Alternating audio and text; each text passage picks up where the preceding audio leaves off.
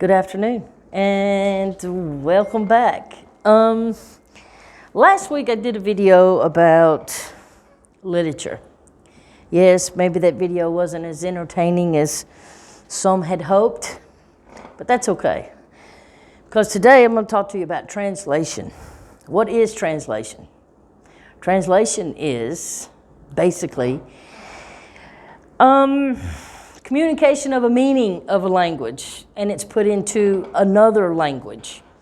Okay? Many people in the past, and I'm talking about like the Greeks and the Egyptians and a lot of earlier poets used translation, and they used translation in different ways. The ancient Greeks distinguished that metaphrase and paraphrase. Okay, this is how they distinguished the translation between metaphrase, which is the literal translation, and paraphrase, which is the not so literal. Okay, now this style or this way of distinguishing was actually used by the English poet, who was also a translator, John Dryden. He described translation as the judicious blending of these two modes. And of course, an early example of a bilingual document was actually done in 1274 BCE. You know, of the Treaty Kadesh, I think is how they said it. If you're not sure what that is the treaty between ancient Egypt and the Hittite empires, I think is what it was. Even if you think about it, even Arab translation initially focused primarily on politics and rendering Persian, Greek, even Chinese and Indic diplomatic materials into Arabic. But we all use translation for something. Everybody's used to using Google Translate. Well, let's say what a lot of people, from my experience, try to use back translation. Now, if you're not sure what back translation means if you translate a language, let's say for instance, Arabic into English, and then instead of thinking about the original text, which was Arabic, you then take the meaning in English and then translate that meaning back into Arabic. And you know how skewed that will be. It's not going to be even close to the original text or the original way it was spoken. So this is back translation, and you need to be very careful when you do that, because you can end up having several different meanings instead of the original meaning that was intended. Another famous person or novelist or poet, if you'd like to say, that most of you know, Mark Twain. Mark Twain provided humorously telling evidence of one of his books that was translated into French, and it was a short story, The Celebrated Jumping Frog of Calaveras County was one of his short stories he wrote. This was translated into French and then back into English, which for him it was like everything was a joke. Everything was very funny. It didn't even have the same meaning anymore. So, I mean, this is a good example to show you or to explain to you why it's best not to do that.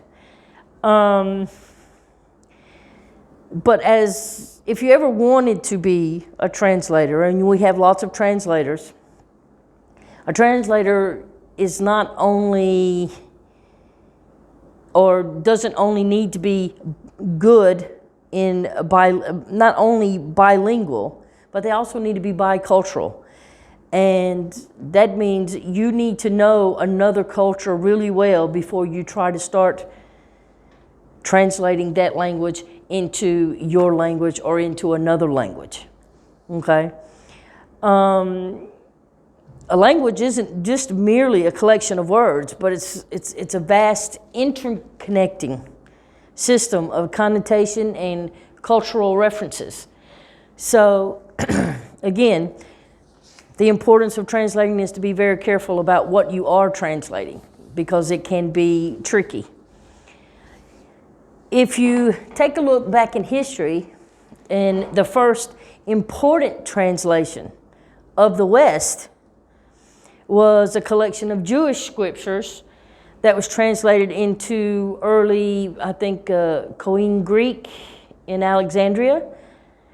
And then the first translations into English was made in the 14th century by Geoffrey Chaucer. Maybe you know him. I think he is a novelist and a very well-respected poet. The first great English translation was the Wycliffe Bible. And as of 1936, the Quran has been translated into at least 102 languages. And I've heard many people say that when you translate from Arabic to English, it tends to lose some of its power or a lot of its meanings. You know, every language has its own way of interpreting things and has many different meanings. And we all know that every language, you have your dialect, you have your slang, if we might say, to indicate something completely different than the way it sounds. So it would depend on the situation. But all Bibles, even the Jewish Bible, the Christian Bible, all of them have been translated at some point or another into other languages, or even been translated from the original language into English. I've been told that the Quran has never been translated, but I'm skeptical of that. So I'm not real sure. I don't really want to ruffle anyone's feathers over that, but I'm skeptical of that because I believe all the holy books have been translated at some point or another, even if it's into their own language. Because the interpretation of someone else's translation doesn't always mean that's exactly what was said. So, on that note, I will say I hope this was informative for you, and I hope you enjoyed this video, and I want you to leave me a suggestion or a comment below, and hit like, and don't forget to hit that subscribe button, and stay tuned for more videos. Thank you.